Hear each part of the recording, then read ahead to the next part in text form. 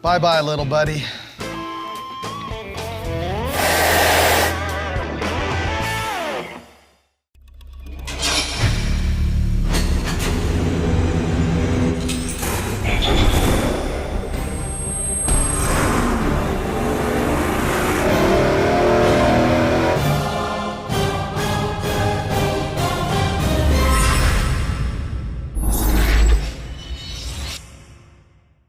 How much nitrous oxide can a bone stock short block take? That's what we're gonna find out on this episode of Engine Masters, presented by AMSOIL and supported by Mr. Gasket and Earl's Plumbing. Here's the thing, nitrous does not blow up engines, people blow up engines, and we're gonna show you how to not be that guy. We're gonna take steps along the way here as we make more and more nitrous oxide power to show you how you can tune to actually prevent an explosion. But let's be honest, there's no entertaining in not exploding, and there's no chance that that sucker lives. This is a stock Chevy small block. It's a 305, so it's no loss. No crying, dry your tears, because that sucker is gonna go. With its cast crank, stock rod, stock bolts, cast pistons, it's junk. But we have hopped it up a little bit. It's got a Comp XE268 hydraulic flat tappet cam. That is an Engine Quest Vortec head. It has aluminum roller rockers, also from Comp. Big Hankin single plane intake manifold. Big Hankin 850 double pumper. And of course, the precious, the 2-stage NOS cheater capable of 500 horsepower. But is that motor capable of a 500 shot? No. But we're gonna find out how much it will take. First, we're gonna run into the dyno and baseline this thing and find out how much power this pooch makes naturally aspirated. AMSOIL knew that we were gonna splatter the guts of this thing all over the dyno cell walls, and they said, you know what, when that happens, it's not gonna be the oil's fault because, bam, Dominator Racing Oil.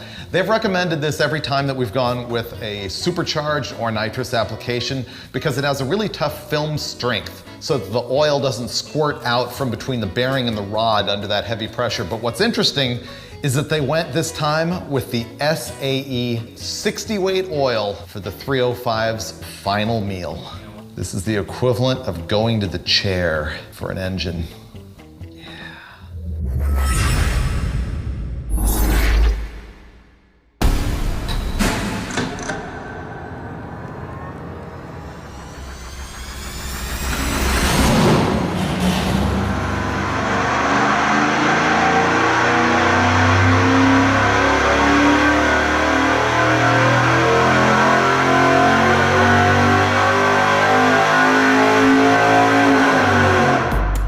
I feel really guilty now.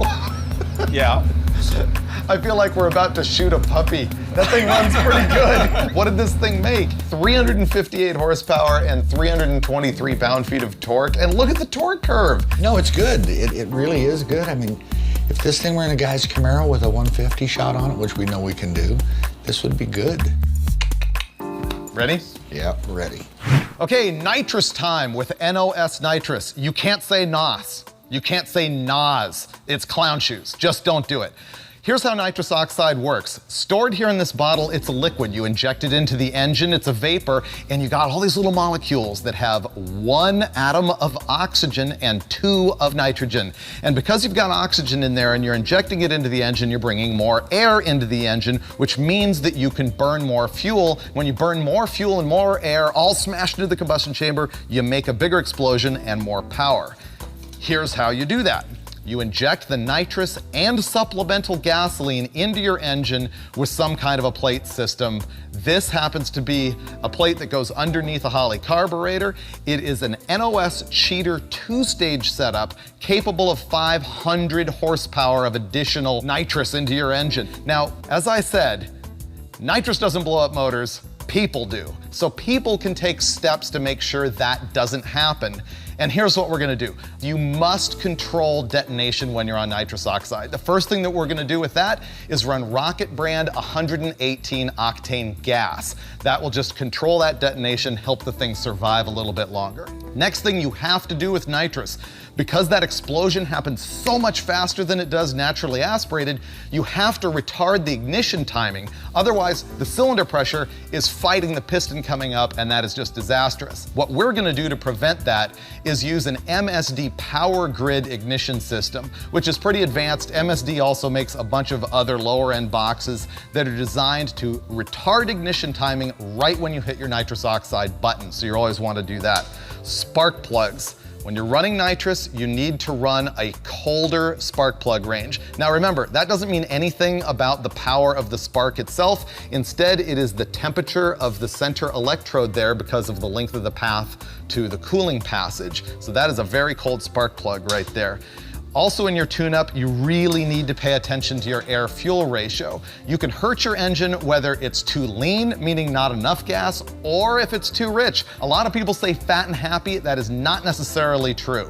You go too rich, you can hurt your engine on nitrous. I highly recommend you get an oxygen sensor like this and a reader to power it, and either a data logger or a gauge or something so that you know that you're in the range of, say, 12.5 to 1 at wide open throttle on your nitrous. Remember, the air-fuel ratio that makes the most power naturally aspirated on your engine is the same air-fuel ratio that will make the most power on the nitrous. Now, that's all a bunch of tuning steps that you can largely take care of with this chingadera right here. This is a nitrous controller. It happens to be an NOS launcher. This is a really advanced controller that can do a lot of things. It can shut off your nitrous if you're too rich or too lean. It can read your nitrous bottle pressure. It can activate your nitrous in a whole bunch of different ways, throttle switch, whatever you want to do. But most importantly, it can control the behavior of how you're applying the nitrous to the engine, because you'll hurt an engine if you just hit it with the nitrous really hard. What you'd rather do, instead of hitting it like this, is give it a nice push. Put the nitrous into the engine in a delay over time, and that's what this can do. We can ramp the nitrous from, say, 50% to 100% power delivery over a period of time that we select. You'll see that as we move on today.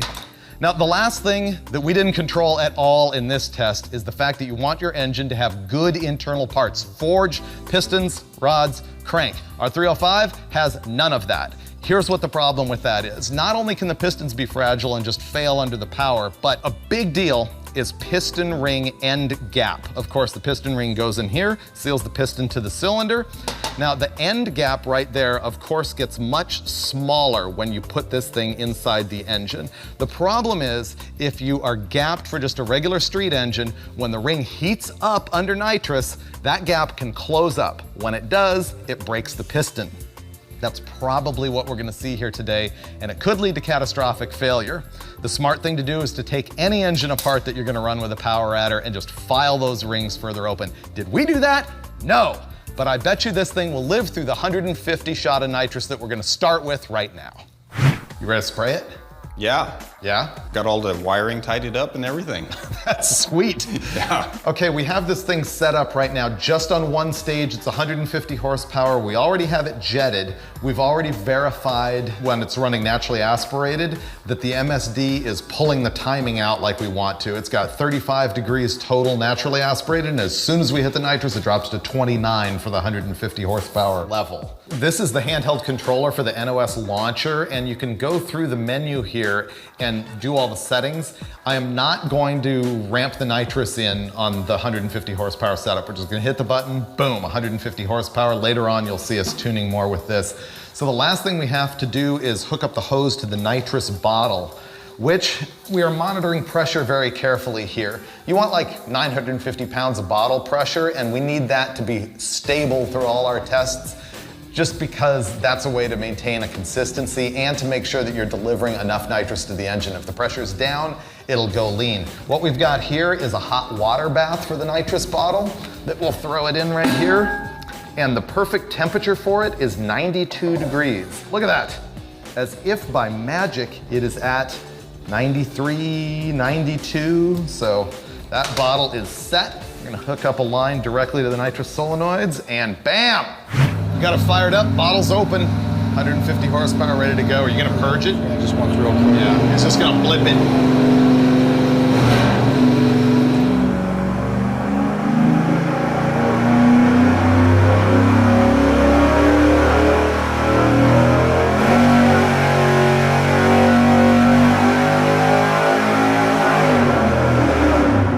Our 350 horsepower 305 is making 537 horsepower. 557. No, 557 horsepower. Whoa. 200. 200. That happens a lot, actually. We noticed that the factory jetting ends up delivering more. How are we looking on air-fuel ratio? Well, I have to tell you, part of that is because when the system is optimized and you've looked at everything as far as air-fuel ratio and timing, and it's all doing what it's supposed to do, it's not unusual that they make a little more power than they're actually rated. So what's our call right now? I'm already impressed. I say we just put it to bed and, I know it's pretty happy. you know, put a blanket over it and say we more. That's good. Okay, so this is a good setup, right? It is. Yeah. Let's step it up. What would be better? More power. Yeah. You're using your croissant wrench. Just bleeding the pressure out of the line so it doesn't seep into the engine. Always a good precaution. What we're doing here is changing the jets in the nitrous system. Here's your jet. And these are very much like jets in a carburetor. They're just a metered orifice. This thing has a hole in it that is a fixed size. This one, I believe we just ran, was a 63 on the nitrous, 59 on the fuel. You never want to put more nitrous in it without getting the right amount of extra fuel in, or you might just burn the whole thing down. Now that we're stepping up the power levels, I don't want to smack the motor as hard. So instead of going all the nitrous all in, I am going to ramp it up so that when Steve hits the button, it gives us 50% of the nitrous hit and then goes up to 100% over 1 second. Now we've got it jetted to 250. I think we're finally going to see that 305 crest 600, right? That's the idea. Unless you pulled out too much timing. Wow. That would be awesome. You're safe. Just trying to be conservative. Yeah.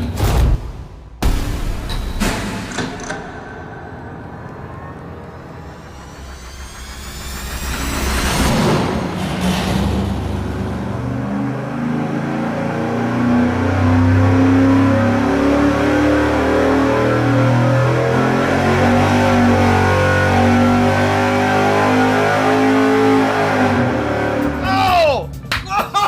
2 horsepower per cubic inch. Whoa, that is awesome. That is awesome. We just made 620 horsepower with a 305 Chevy. Exactly 2 horsepower per cube. Wow. That's hilarious. I've gone through like the emotional roller coaster. Really? Because at first I was like, oh, this is a junk 305. We're just gonna scatter it against the floor of Steve's dyno cell. And then I was like, oh, I love that warm and cuddly 305 that's making good power. And now I'm like, I want it to make 700 and live. I don't want to blow it up anymore. Well, you figure if anything pays you back that high of a dividend, then it deserves to go back. Yeah, you can't put it down. It's no longer like Old Yeller. No. Yeah, no. So next step, 2 systems, 150 each, and I'm gonna go into the controller and we're gonna ramp both of them from 50% to 100%. Go. Right. That's the thing. I'll get the bottle ready.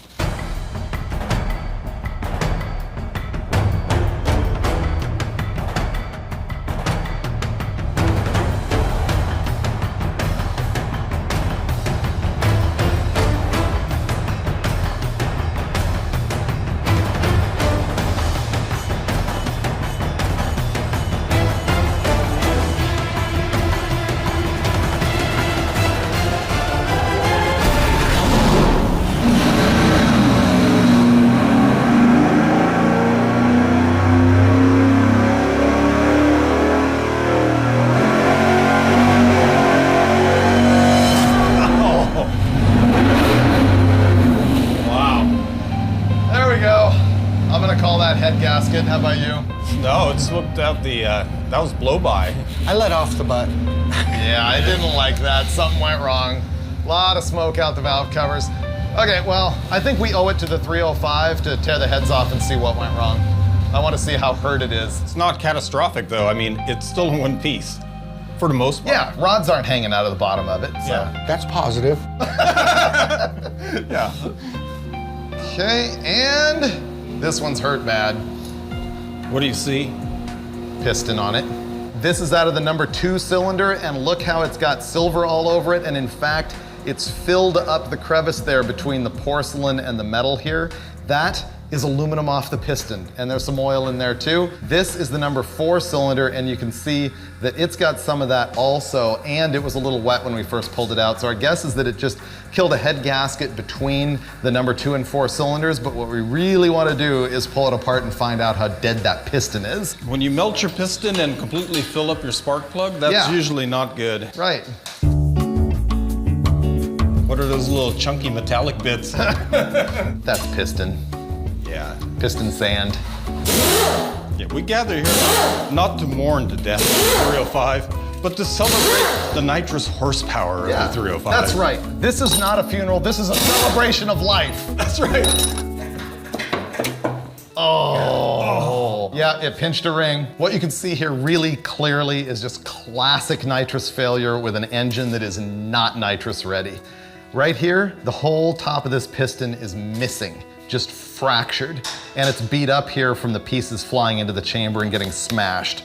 What happens is that the piston ring, which I can see the end gap is right there, it butts together and then lifts like this because it's a circle, it's got nowhere to go, it's got to expand somewhere. It cracks the piston, and then the piston just destroys itself. We are lucky that the piston didn't shatter, and then the connecting rod swings around, just saws the block in half, and you end up throwing away everything underneath the carburetor. This thing's actually savable. The cylinder wall's not even that bad. Ah, poor baby.